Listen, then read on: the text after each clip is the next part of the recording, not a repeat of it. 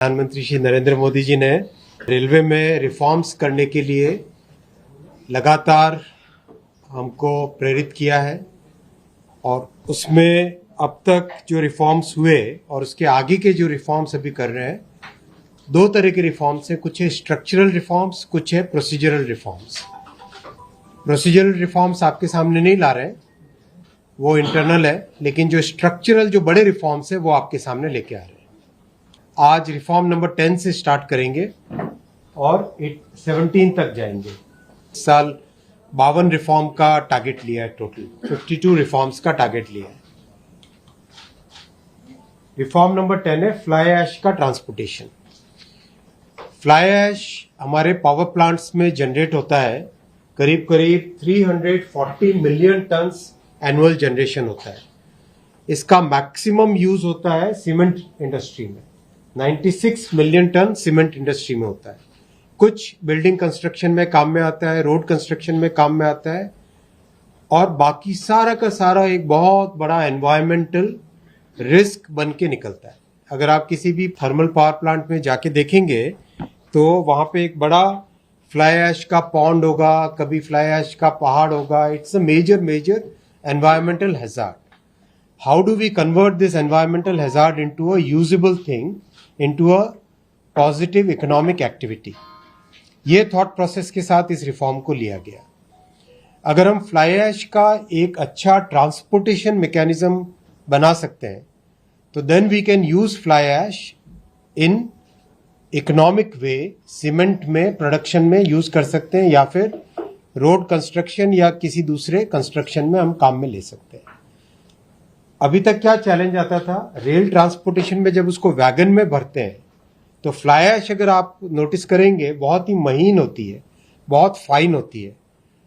तो बहुत फाइन होने से उसको लोड करने के टाइम में बड़ा पॉल्यूशन होता है, उसका बहुत ज्यादा उसमें डस्ट क्रिएट होती है। फिर जब उसको ट्रांसपोर्ट करो, जब ट्रेन 100 की स्पीड से चलेगी तो बहुत सारी फ्लाई ऐश निकल के बाहर आ जाती है और पूरे रास्ते उसका ट्रांसपोर्टेशन का प्रॉब्लम होता है। So that's why we brought this reform. इसको हम आज जो ओपन वैगन में, ये ओपन वैगन्स है, इन वैगन्स में जो ट्रांसपोर्ट करने का जो मैकेनिज्म है, इसको हटा के यहां से शिफ्ट होके will shift it to container. Fly ash के लिए स्पेशल कंटेनर डिजाइन किया है जिसमें लोडिंग होगी टॉप से। एक कंटेनर अगर आप इमेजिन कीजिए, लोडिंग टॉप से होगी और उसका डिस्चार्ज होगा साइड से। अभी जैसे साइड कंटेनर अगर आप देखें, साइड में 2 फ्लैप्स होते हैं, उसके 2 दरवाजे होते हैं, उन दरवाजों से इसको अनलोड किया जाए। तो अब जैसे लोडिंग होगी तो टॉप में ये पावर प्लांट का शूट है, इस शूट से सीधा इस कंटेनर के अंदर लोड हो जाए। लोडिंग के बाद में कंटेनर को सीधा रीच स्टैकर से ले लिया, उसके बाद में रेक में लोड कर दिया इसको। फ्लैट वैगन्स जैसी कंटेनर की रेक्स होती है वैसी। ट्रेन अपने डेस्टिनेशन में पहुंच गई सीमेंट प्लांट में, और वहां पे फिर रीच स्टैकर से, क्रेन से उसको अनलोड कर लिया और उसके स्टोरेज एरिया में रख लिया। अगर आप सोचो फ्लाई ऐश को ओपन स्टोरेज एरिया में रखोगे तो वहां पे सीमेंट प्लांट में भी सेम एनवायरमेंटल प्रॉब्लम्स आएंगी, लेकिन कंटेनर के अंदर स्टोर करके रखोगे तो वो प्रॉब्लम अपनी सॉल्व हो जाती है। करेक्ट, कंटेनर के अंदर है तो वो धूल मिट्टी होने का उसका पॉसिबिलिटी नहीं है। दूसरा, जब आपको यूज करना हो उसको, आज सीमेंट का प्रोडक्शन में इसका इतना यूज होगा तो एक एक कंटेनर उसको खाली करके कन्वेयर बेल्ट पे लगा के उसका यूज कर सकते हो। अनलोड करने के लिए ड्राई बल्क अनलोडिंग, ये न्यूमेटिक पाइप्स है। एक ये मेथड है अवेलेबल, दूसरा हाइड्रोलिक से उसको टिल्ट कर दो।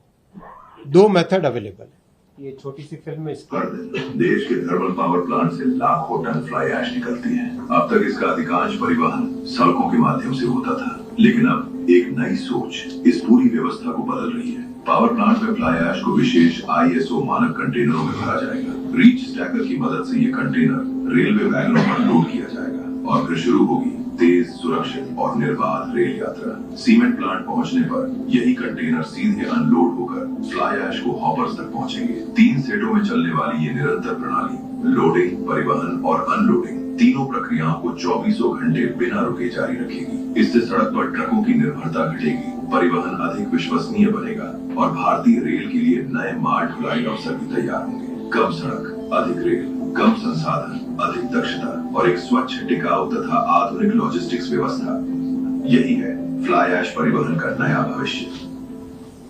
ये रिफॉर्म था पहला आज के, यानी 10th रिफॉर्म था ये।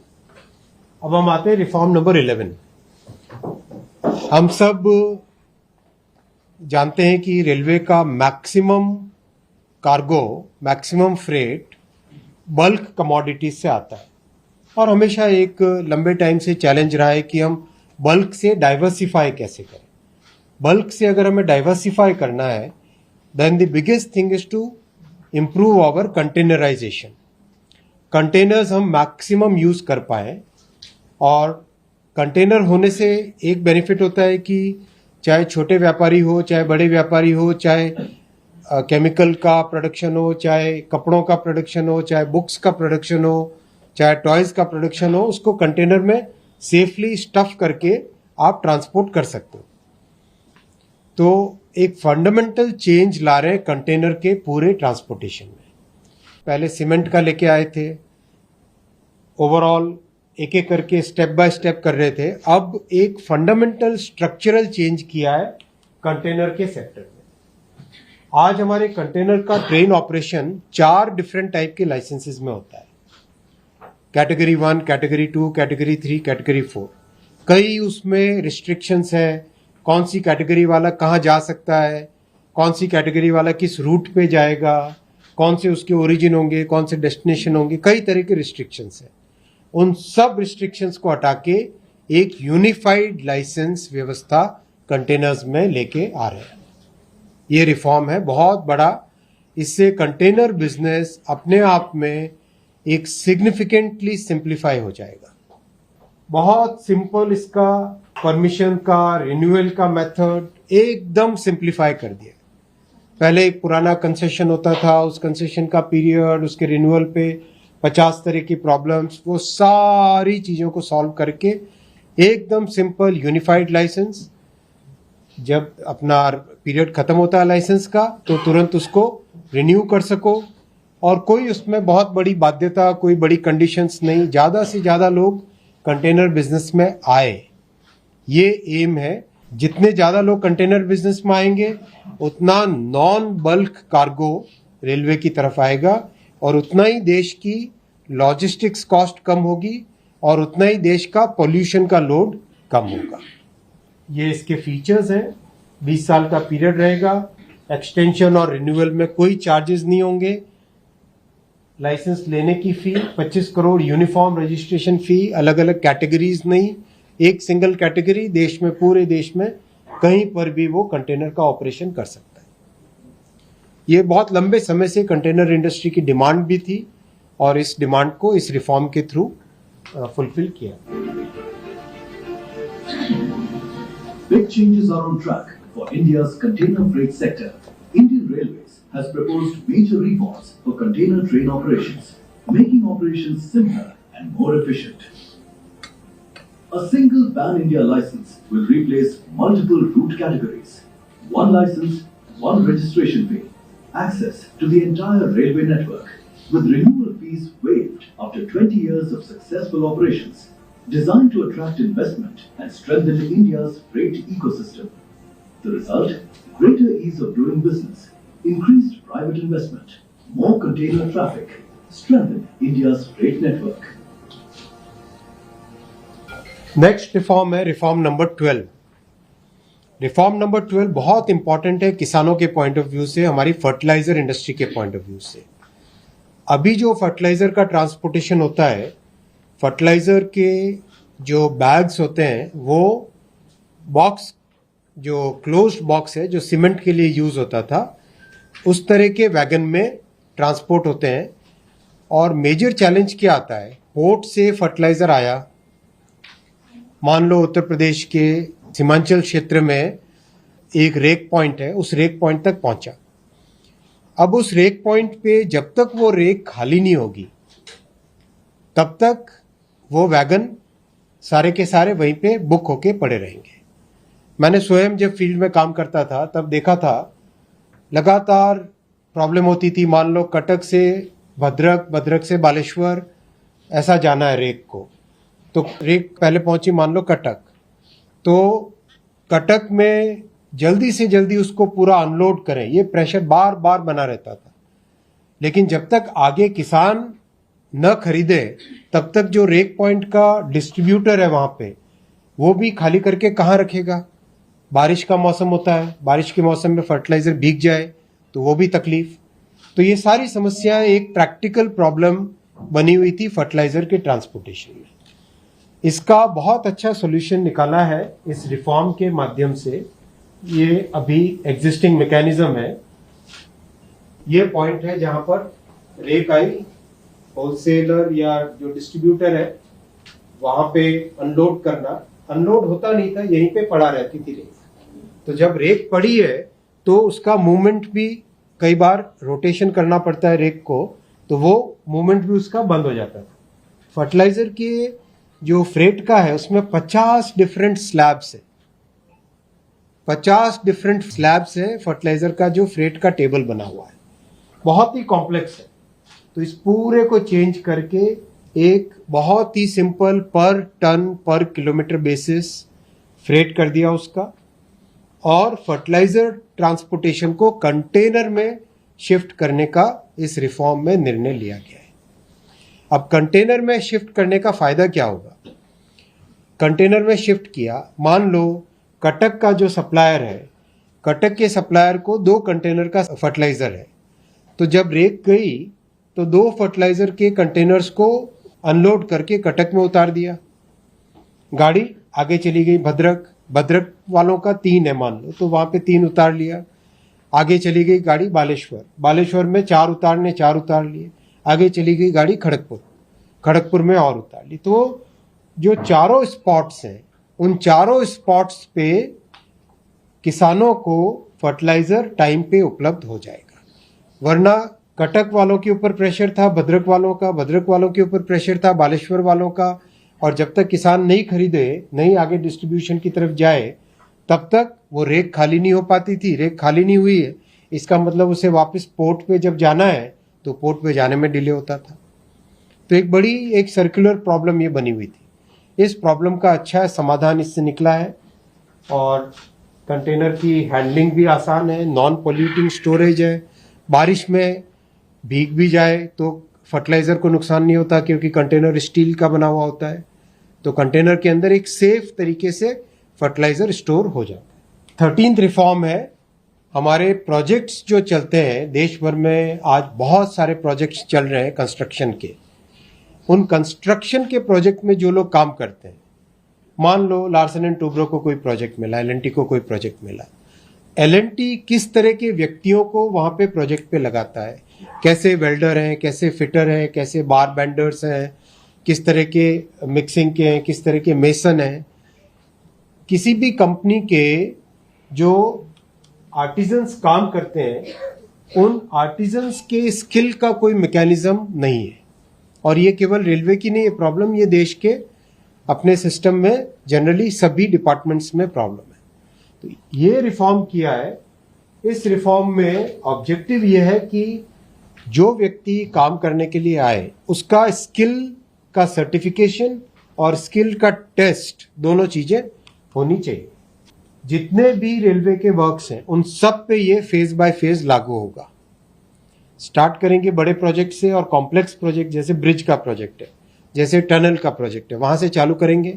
उसके बाद में with in a period of 24 months ये पूरे देश भर में लागू हो सकता है। प्रोजेक्ट में क्या स्किल्स चाहिए, उन स्किल्स का असेसमेंट कैसे होगा, असेसमेंट होने के बाद में उसको सर्टिफिकेशन कैसे होगा, और उस सर्टिफिकेट का वेरिफिकेशन कैसे होगा। ऐसा नहीं कि लेके आ जाए कहीं से भी कोई certificate. Proper QR code, proper certification, उसका कंप्लीट चैनल, कैसे टेस्ट हुआ, कहाँ पे ट्रेन हुआ, कहाँ पे स्किलिंग हुई है, सब चीज़ों की टेस्टिंग करने के बाद में फील्ड में काम कर पाएगा। बहुत इंपॉर्टेंट है देश में ये जब इतना बड़ा देश में कैपेक्स का, इन्वेस्टमेंट का, इंफ्रास्ट्रक्चर बिल्डिंग का काम चल रहा है, तो उसमें बहुत ज़रूरी है कि इलेक्ट्रीशियन हो, वेल्डर हो, फिटर हो, प्लम्बर्स हो, बार बेंडिंग के काम करने वाले लोग हो, मेसन्स हो, कंक्रीट की मिक्सिंग के हो, कंक्रीट की टेस्टिंग के हो, ये सारे काम करने वाले लोग वेल ट्रेन्ड लोग होने चाहिए, तभी जाके क्वालिटी रियल में ऐसी आएगी जो विकसित भारत के लिए हमारी अपेक्षा है। तो ये बहुत इम्पॉर्टेंट है कि हम उस गोल की तरफ जब बढ़े तो उस गोल में रास्ते में जो भी पॉइंट है उस हर पॉइंट पे हम नया काम करें। ये सारा का सारा प्रोसेस है, इस प्रोसेस में आएंगे और सारे जोनल रेलवे, सारे प्रोडक्शन यूनिट्स में हर एक जगह ये लागू होगा, तो कंप्लीट रेलवे का क्वालिटी का स्तर एक बढ़ेगा। रिफॉर्म नंबर 14 है कंस्ट्रक्शन के रिफॉर्म्स। जब मार्च में सेकंड सेट ऑफ रिफॉर्म्स आप सबके सामने रखा था, उसमें कंस्ट्रक्शन में क्वालिफिकेशन ऑफ द कॉन्ट्रैक्टर्स का एक रिफॉर्म रखा था और उसका इतना बेनिफिट हुआ है, विद इन 3 months उसका बेनिफिट दिखाई देने लगा है। बहुत सारे जो फ्रिवलस कॉन्ट्रैक्टर्स होते थे, जिनका सिर्फ एक ऑब्जेक्टिव होता था कि टेंडर में कोई भी अमाउंट डाल के टेंडर ले लिया, उसके बाद में वो ढूंढते थे कि किसको काम आगे ऑफलोड करे, किसको सब कॉन्ट्रैक्ट करे, उसी प्रक्रिया में चलते थे। किसी भी प्राइस पे ले लिया, उसके बाद में जाके आर्बिट्रेशन में पैसा कमाएंगे, ऐसा सोच के वो लोग चलते थे। एक वैसी पूरी कैटेगरी थी, उन सब का आज रेलवे के टेंडर्स में पार्टिसिपेशन कम हो गया है ऑलरेडी।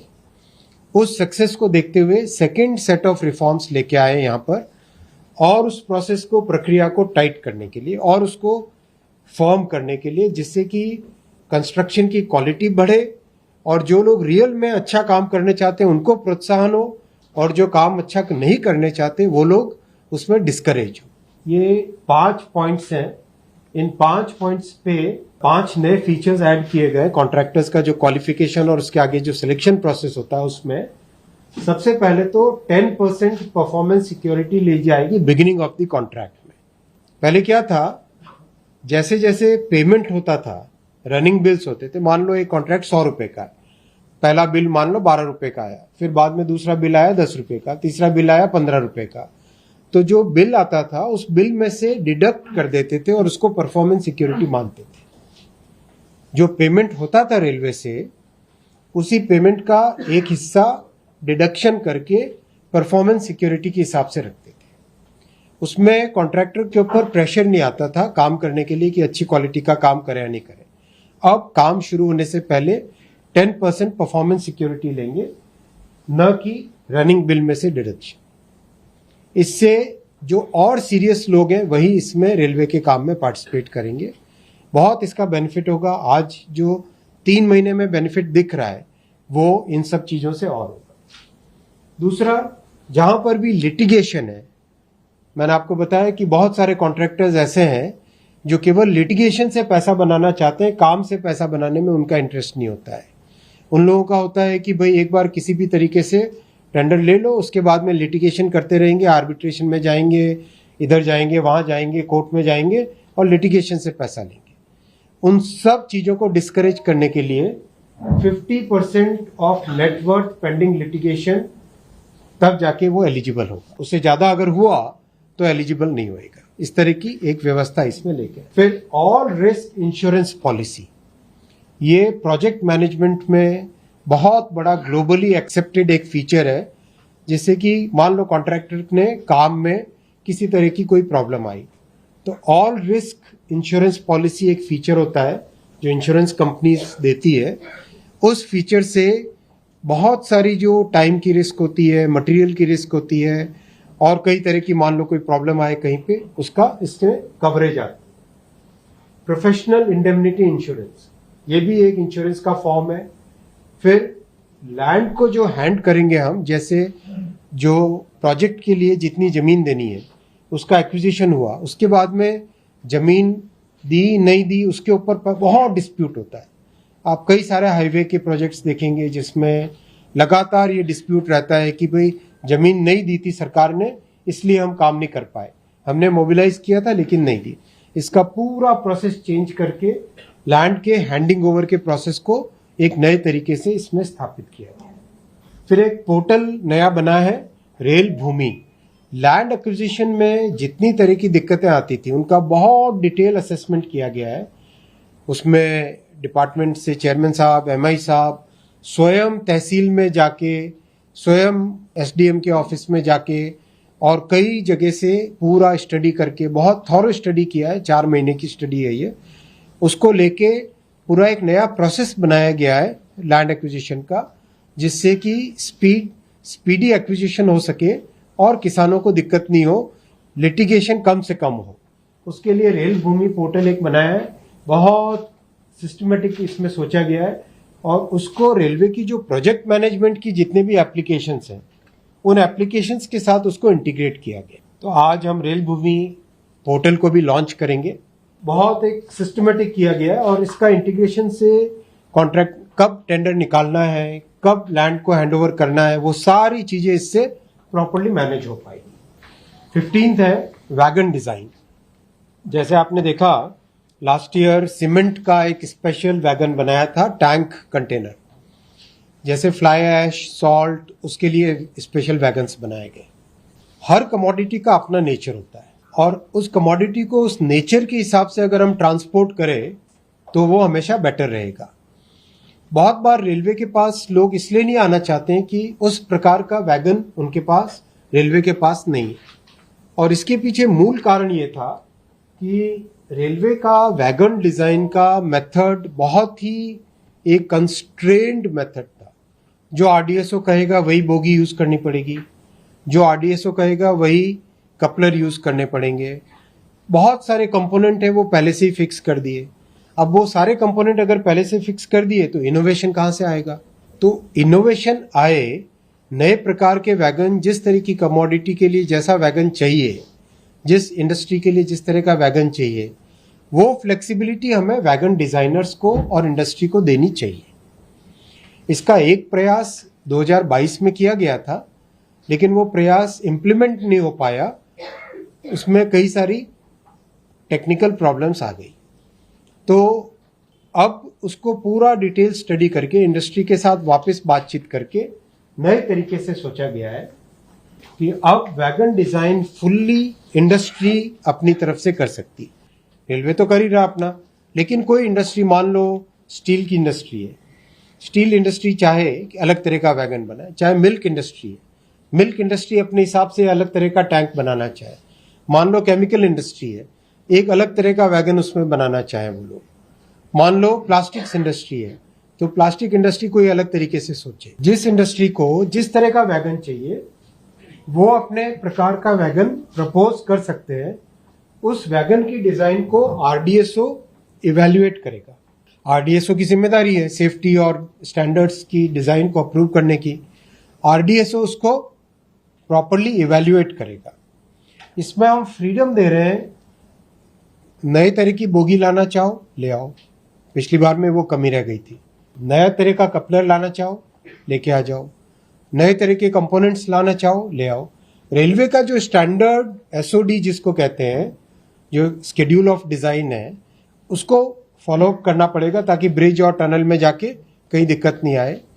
रेलवे का जो एमएमडी है, मैक्सिमम मूविंग डायमेंशन से, यानी किसी कर्व पे अगर गए तो किसी पोल से आप टकराओगे नहीं, स्टेशन के अंदर आए तो एफओबी से टकराओगे नहीं।